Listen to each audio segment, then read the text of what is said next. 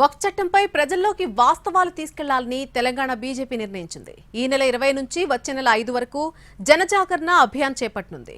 ముస్లిం ఏరియాల్లో కూడా ప్రచారం చేస్తామని, వాస్తవ విషయాలు వివరిస్తామని బీజేపీ నేతలు చెబుతున్నారు.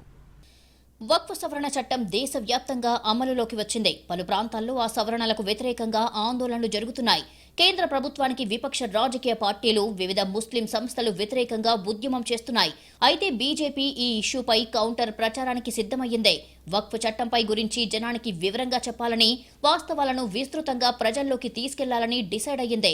వక్ఫ్ చట్టంలో ఉన్న అంశాలను పబ్లిక్ కి ఎక్స్ప్లెయిన్ చేసేలా కమలం పార్టీ ప్లాన్ చేస్తోంది. విపక్ష పార్టీలు దుష్ప్రచారం చేస్తున్నాయని, వాటిని తిప్పికొట్టే విధంగా ప్రజల దగ్గరికి వెళ్తామని బీజేపీ నేతలు చెబుతున్నారు. వక్ఫ్ చట్టంపై మేధావులు, యువత, వివిధ వర్గాలలో సమావేశాలు పెడతామని అంటున్నారు. ఈ నెల 20 నుంచి వచ్చే నెల 5 వరకు జనజాగరణ అభియాన్ చేపట్టనున్నట్టుగా ఆ పార్టీ నేతలు తెలిపారు. చట్టంపై అవగాహన కల్పించేలా వర్క్షాప్ నిర్వహిస్తున్నామని అంటున్నారు. ఉర్దూలో కూడా కరపత్రాలు ప్రింట్ చేయించాలని పార్టీ నిర్ణయించింది. రాష్ట్ర స్థాయిలో కమిటీని కూడా వేసింది.